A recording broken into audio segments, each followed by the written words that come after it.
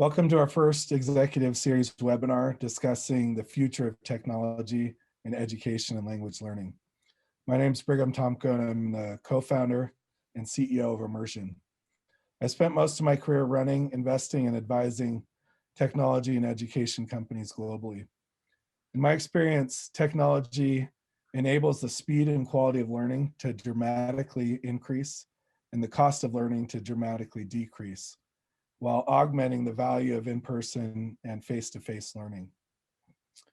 Technology and learning has come a long way in the past 2 decades. It's now embedded into every part of our daily lives. Growth of the internet, smartphones, self-driving cars, virtual reality, social media, and so much more. We see it in all facets of our lives, and some of those, including how we consume information and learn, like education apps, distant learning, virtual classroom technology, just to name a few. But not every aspect of our lives has kept up with the rapid pace of technology advancement. The way we learn, for example, while technology and app development have certainly helped bring some aspects of learning to the masses and help streamline education in our system, the same classroom style of learning from generations ago is still often used in schools around the globe. You know, there are over 1.5 billion active language learners around the world. Although there's some great emerging technologies helping to change the traditional style of learning and make them available to anyone, the way in which languages, most subjects for that matter, are taught and learned is still largely the same as it was 20 years ago. That's what we're here to talk about today, how technology will influence the future of education and learning. To do that, I brought with me a few of the world's leading experts in technology, education, and language learning. I'd like to introduce our guests here today. I'll start with Dr. Kim Clark. He earned his bachelor's and doctorate degrees at Harvard. He became the dean of Harvard Business School and then the president of Brigham Young University, Idaho. After that, he served as the commissioner of the church educational system for the Church of Jesus Christ of Latter-day Saints. And he's currently acting as the NAC Professor of Management at the BYU Marriott School of Business. Kim Clark has been a recognized expert in education for over 40 years. Thanks for being here, Kim. We also have David Blake with us. David is the co-founder and executive chairman of Degreed. He's also currently the CEO of both LearnIn and Book Club. He is the co-author of the book, The Expertise Economy: How the Smartest Companies Use Learning to Engage, Compete, and Succeed. He's a sought-after expert on the topic of the future of work and learning, speaking at companies such as Google, Deloitte, Salesforce, and other conferences globally. Thanks for being here, David. And finally, my co-founder, Dr. Jacob Burtis. Jacob has dedicated his education, career, and volunteer service to using technology to make learning more efficient and accessible to everyone globally. Having lived in Russia and Kazakhstan as a volunteer and tutor, Jacob saw firsthand the effect that education can have for individuals around the world. He co-founded Emmersion with the goal to leverage AI and technology to work toward closing the global communication gap, and his driving force behind the development of the first fully adapted automated language assessment. Thanks for joining us, Jacob. Gentlemen, welcome and thank you. We're here to talk about learning and education today, specifically about how technology can help change how we think about and approach a system that has remained largely the same for generations. Kim, if it's all right, we'd love to start by asking you a question. Sure. As highlighted in your bio, you've overseen education efforts for over 40 years at some of the world's most recognized organizations, such as Harvard, Brigham Young University, and Pathways. How have you seen education evolve over the years with the development of technology? Well, thank you. Thank you, bro. That's a great question. I think I just highlight a couple things that are well known, maybe one or two that are not. The first one is that technology has allowed us to break this connection between time and space so that we can give people much more flexibility in how they access learning. both to tie to their own situation in life and also to make it much, much more accessible. The second thing is pretty clear, is that it is tremendous access to resources. There's so much available now, made possible by technology, whole libraries, museums, video content, just incredible resources that are out there, some of which are curated, some of which are not, but just incredible resources available to people to learn.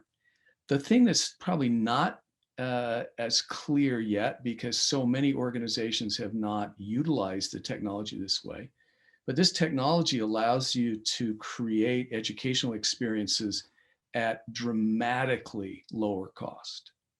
I mean, when I'm talking about lower cost, I'm talking about orders of magnitude lower. And this has been something that's had an impact across all sorts of fields of endeavor, but has not really penetrated education as much as it could. Most institutions of higher education, for example, have used online technologies and display technology and so forth to increase their revenues. Very few have exploited the technology to dramatically lower the cost. I'd like to just give you one example of an institution that did. When we were at BYU Idaho, we created an organization called Pathway that was designed to address two issues that we found were crucial for people who are not well served by the existing system of higher education. The first one was fear, and the second was cost. The fear is rooted in the idea that some people are just not cut out for education. Many young people we interviewed who were struggling in their lives and needed education had been told all their lives, oh, education's not for you. But the reality is that everyone is born to learn. And you can see it in little children who learn how to walk. Everybody knows how to learn. It's just that the systems we grow up in often turn us off or don't address it in a way we can deal with it. And so we created this program called Pathway, which is designed to really equip people with the tools they needed to learn effectively in higher education. And the second issue was cost. And we found that if you structured the learning experiences with people who had instructors who had advanced degrees, but were not required to be on the screen the same time the students were on, but could operate asynchronously, you could organize an experience that was really powerful learning experience at, much, much lower cost. And so we launched this program called Pathway, combined online learning with a face-to-face gathering experience once a week. And today that program serves over 50,000 people in 100 different countries around the world and is growing at 10, 15% a year. And it has just struck a nerve and has given people hope. And so access is both about opening up the opportunity and making it less expensive. And so just to give you a parameter, today in the US, the cost per credit hour in Pathway is like $75 a credit hour, which means you can get a whole bachelor's degree for about, I don't know, $8,000 or $9,000. And the comparable credit hour cost in most online education programs is 4 or 5 times that amount, sometimes 6 or 7 times that amount. And so by creating explicitly the objective, say, we want to use technology to really increase access, we're able to do that. One last thought. One of the things we've learned over now many, many years with thousands and thousands of people doing online education is that the technology allows us to actually learn more about learning. In fact, it requires us to learn more about learning. Because when you think about creating the experience in a classroom, you basically just rely on the faculty member to create that experience. There's not a whole lot of other kinds of thought that go into it. But now you have to, if you're doing it online, you have to really think about what's the learning experience you want to create, how do you do it? And that that whole logic has led to some really remarkable findings about how people learn. And I think as we continue to learn those things and apply them, we'll see even greater results. Yeah, I love to hear how technology has created both access because of lower costs, but at the same time, increasing the quality of learning. That's sort of the holy grail of decreased cost, increased quality. Yeah. That's great to see. And as you mentioned, technology still hasn't been implemented in many areas of education. There's a lot of room for improvement still to be had. Thanks. So Jacob, you've played a vital role in the development of tools to automate language learning with the creation of the world's first fully automated adaptive assessment.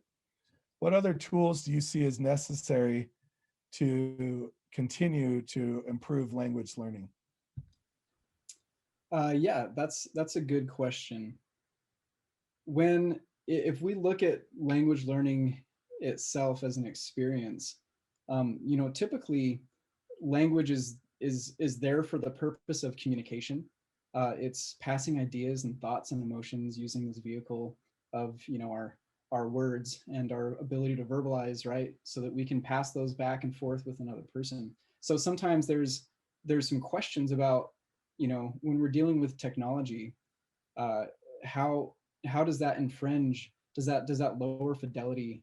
Does that change the fundamental nature of the type of communication that happens when we're learning language? And I think the biggest thing, kind of what was brought up earlier, is recognizing that technology really does provide some pretty unique affordances to the learning process, specifically when it comes to language.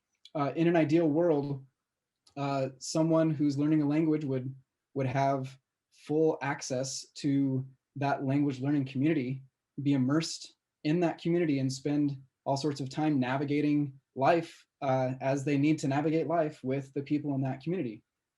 As we know, that is not feasible for most language learners. And so there have been times where they've tried to approximate that in a classroom setting or using other devices.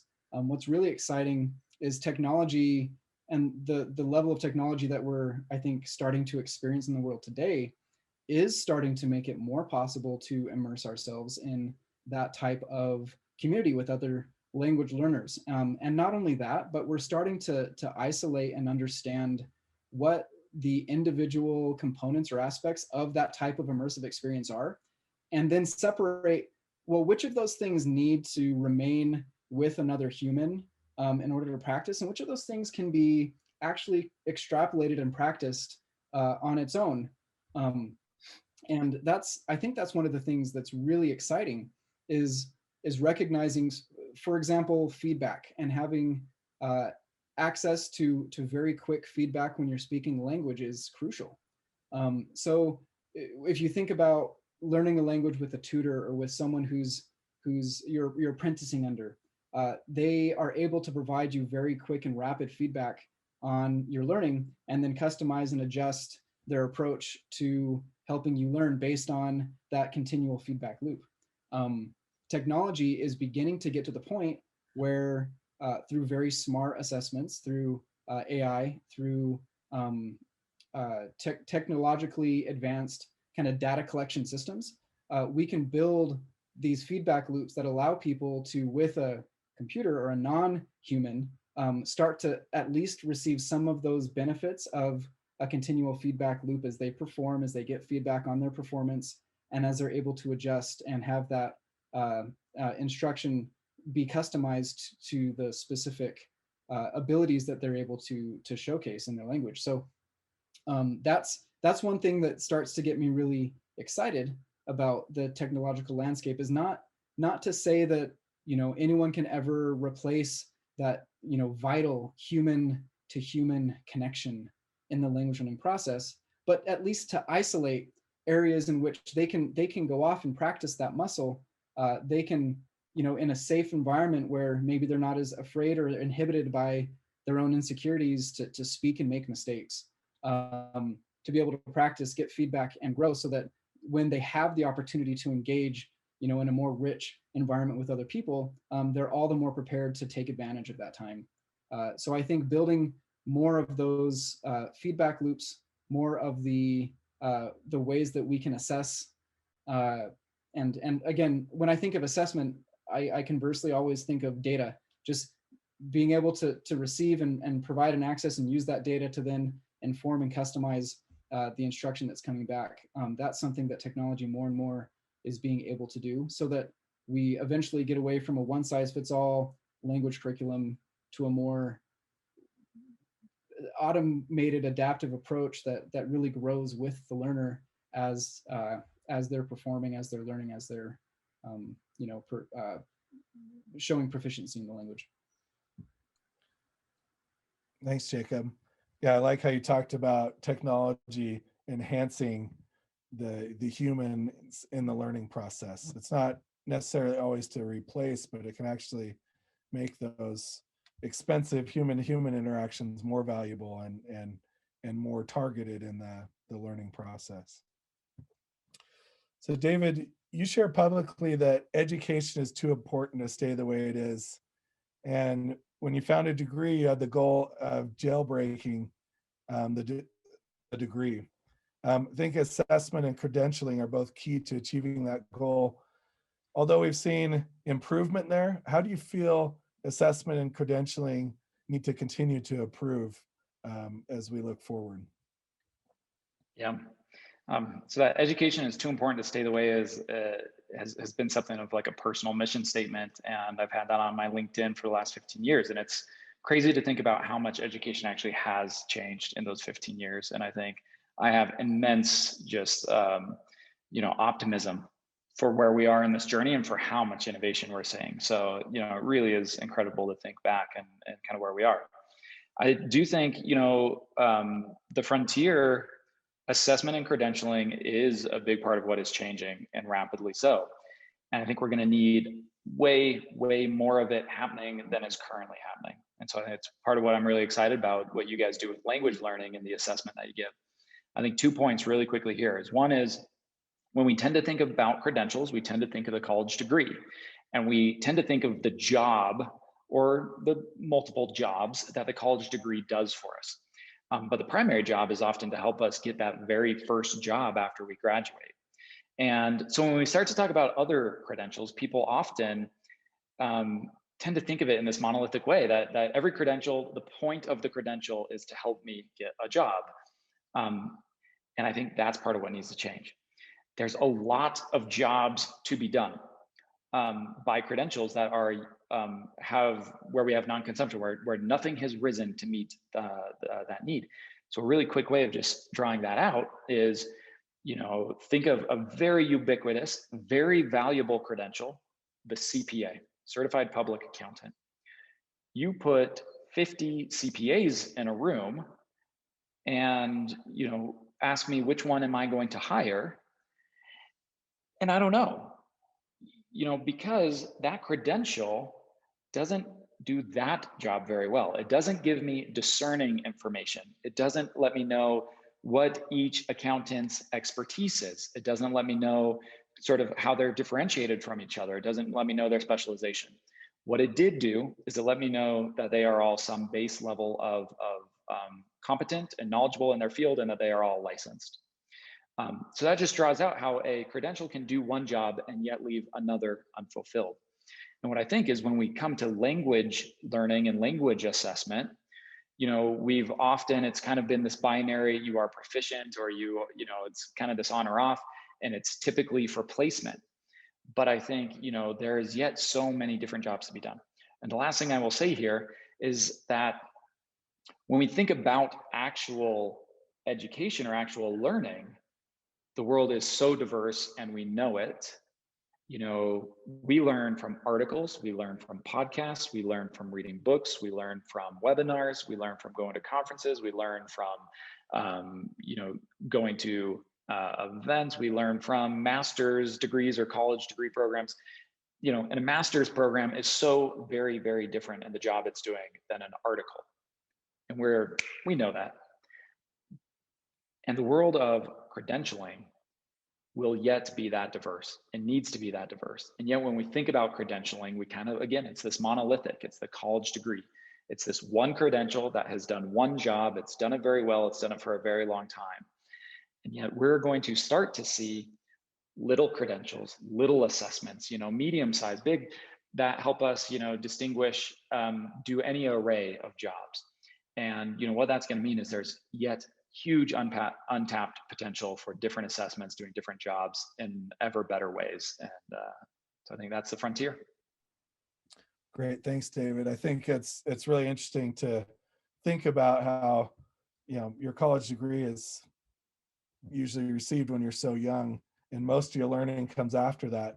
But many people never get credentialed or assessed or prove that capability beyondward. And so for me, it's exciting to see what's going to happen in the next 5 and 10 years to do what you said and be able to credential those little things and credential learning that's non-traditional. We didn't need to. In a world where you went to college and learned a stable set of information that was applied in a stable environment, we actually really didn't need to get re-credentialed because everything was so stable. What's changed is the rate of acceleration and the rate of change, where now I learn something, the half-life of it diminishes and the context in which I'm applying it has totally changed. So that's what's brought this new need for new and ongoing and more lifelong assessment and credentialing. Yeah, I love that. Thank you. So, Jacob, you continue to play a strategic role in an organization driven by the mission to close the global communication gap.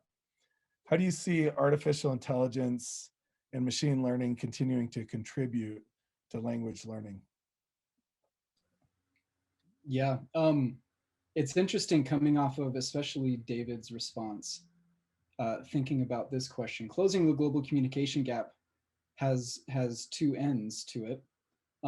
I think to one degree you have language learners who are seeking proficiency in language so that they can better their own environments or that of their communities. So whether it's through education or employment, people are working toward those better proficiency so that they can, better compete or at least participate in a global economy. On the flip side, you have international companies who are invested in connecting their people together, or they're, by the nature of their role as a company, are invested in employees that can communicate across language barriers. Whether it's a call center or, an international organization, multiple companies or multiple countries.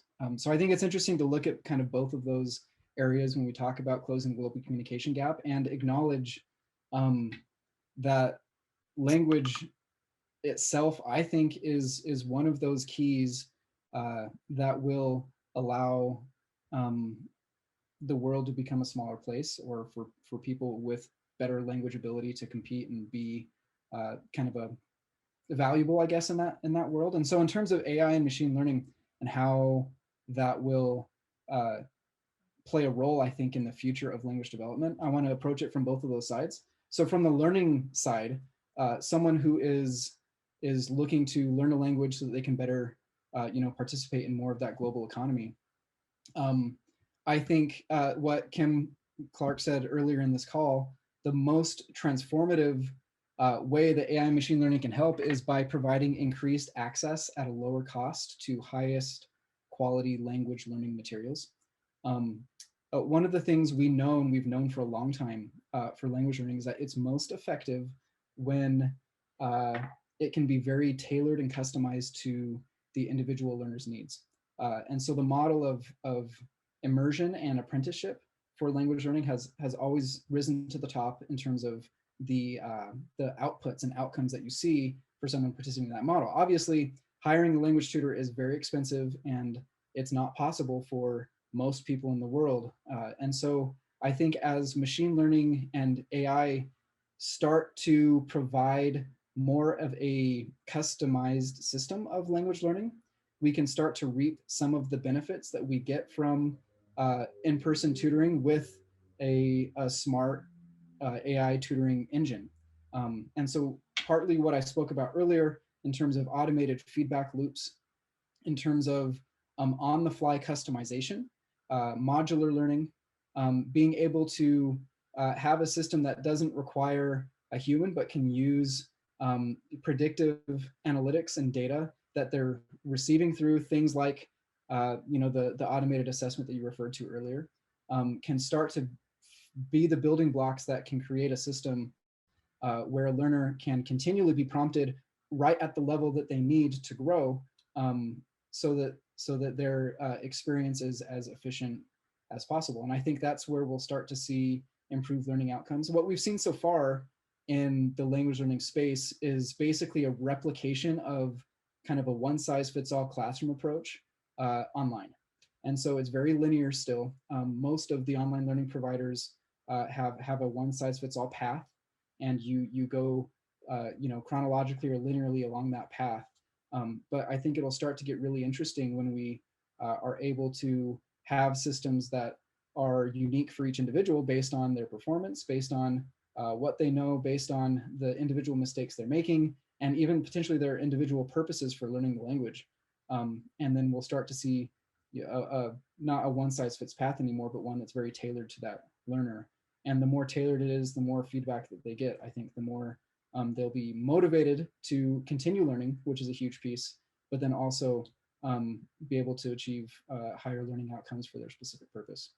And so really quick, the flip side of that is those who are needing to measure language ability, whether it's for educational placement, whether it's for employment, I think AI machine learning will also have a really big impact on how we're able to have more of a continual or continuous feedback system about someone's language performance and ability, and use those predictive analytics to say, does this actually relate toward job performance?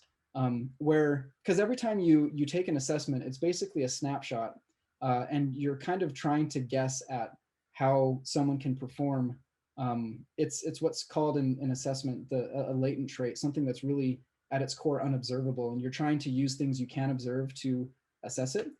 I think the more that you have access to a rich set of data that is diverse, the more you can use it and funnel it into more predictive analytics to say, okay, based on the information we're able to receive, we are more and more reasonably assured that the person in question can actually function in this educational experience or in this job, instead of really trying to use an assessment that's measuring one thing and then make a decision that may be based off of another set of factors. Great.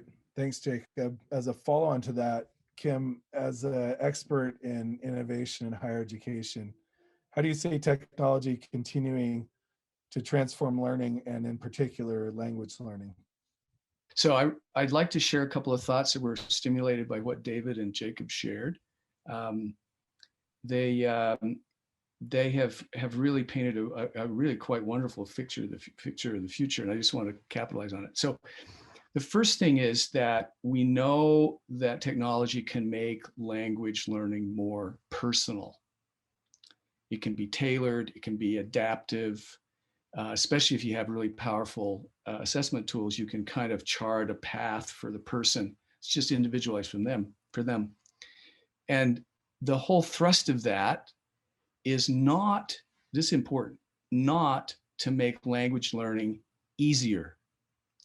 It's to make language learning more effective so that the time people spend on it is much more powerful. The reason I emphasize that it's not making it easier is because learning a language, no matter how you do it, requires effort on the part of the person. The person has to apply effort to that task. But if we can make each individual erg of effort more powerful, then the person is going to feel a greater sense of accomplishment.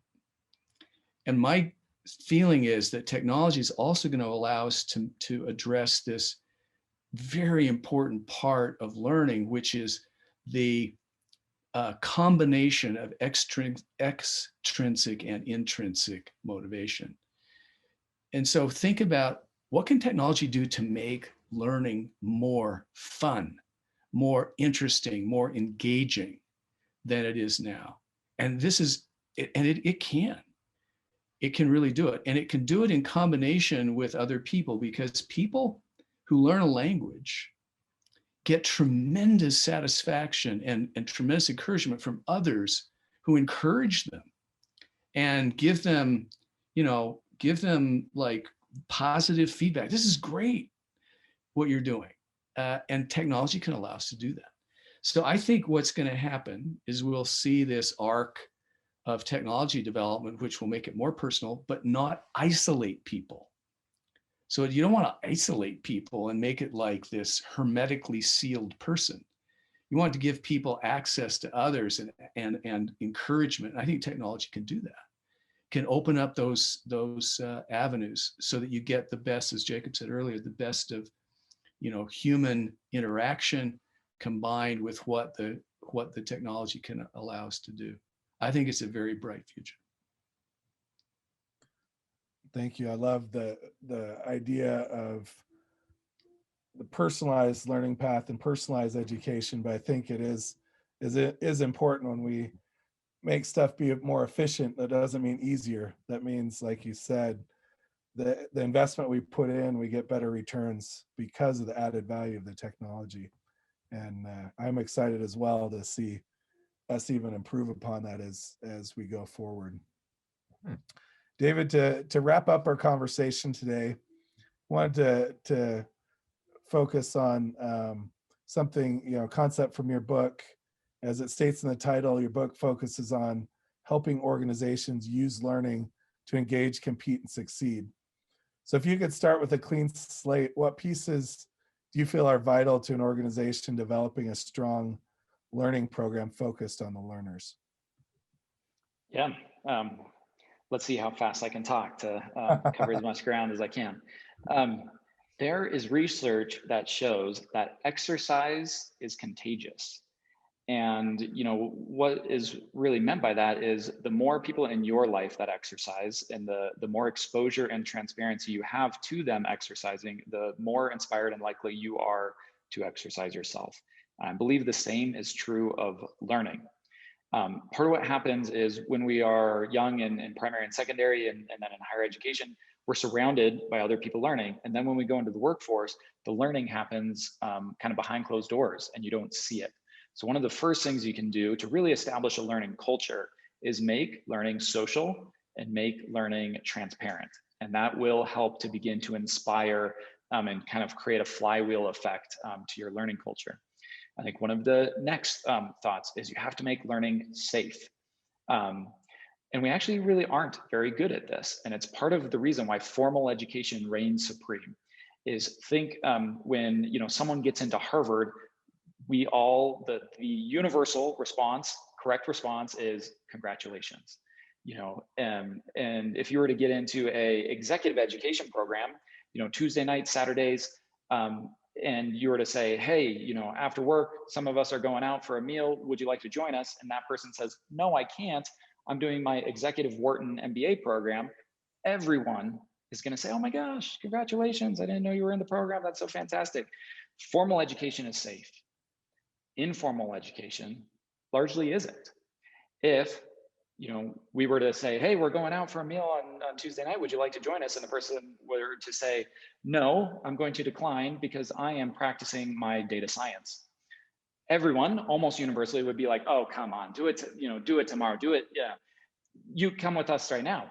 Informal education is often put under social pressure and it's often not protected. It's often not sacred. It's often not safe. So, it's a little bit of a litmus test. If you walk up in your organization and you see someone on YouTube, do you assume they're wasting their time, or do you assume they're likely problem solving and trying to get unstuck from, an Excel formula? Just, how safe is learning inside of your organization? I think, another part, great games have to engage you on short arcs, mediums arcs, and long arcs. Think of Mario Brothers, from our childhood. They're small arcs. They're called click mechanics. You can do it in one click of the controller. You can get a coin. You can break a brick. You can jump on a turtle. You can do all those things with one click. But if that's all the game were, coin, brick, turtle, coin, brick, turtle, coin, brick, turtle, it might be fun for 30 seconds, 60 seconds, 90 seconds, but then eventually you're going to tire of it. And so in game design, they then introduce medium-sized arcs that take several button clicks. moving platforms and different obstacles. But if that's all the game, where you might play it for 10 minutes. So you then have to introduce bigger arcs. This is beating the level. This is Bowser. These are the big bads. And so inside your organization, you have to think about learning the same way. And what I would say is most organizations, everything is kind of medium sized. We train you in the spring and we do an executive, offsite in the fall, or we do, it's all medium sized. And you have to think about the little arcs, the medium arcs, and the long arcs. What are you doing to help people learn every day, every week? The continuous learning, in the flow of work learning. What are you doing over those medium arcs? And most organizations have those actually pretty well covered. But then also the long arc, people's careers. The time has come where you have to be able to contextualize the learning you're giving people in a longer arc. How is this going to help people, not just inside our organization, not just against the problems we're solving today, but how do you help contextualize learning over the longer arc of this person's personal aspirations, goals, and career?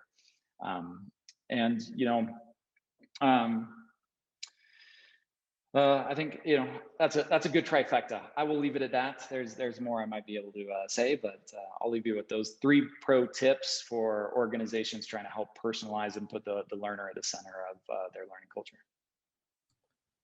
Thanks, David. David, Kim, and Jacob, that was great. I learned so much during just the half hour that we've been together, and I think I leave with the feeling of like hope and excitement of what is to come. I think the improvement and the ability for technology to enhance learning by, increasing the speed, by lowering the cost, by credentialing and being able to prove our learning. I think there's so many great things to come, even though we've seen so many improvements over the last 20 or 30 years. I'm excited to see what many thought leaders and entrepreneurs produce as we go forward. We appreciate you taking your time out of your schedules to join us for our executive series webinar on the future of technology in education and language learning. For all of you who are watching, if you have any questions, please feel free to reach out directly or to comment below. And we look forward to continuing the conversation on our next executive series webinar in April. Thank you.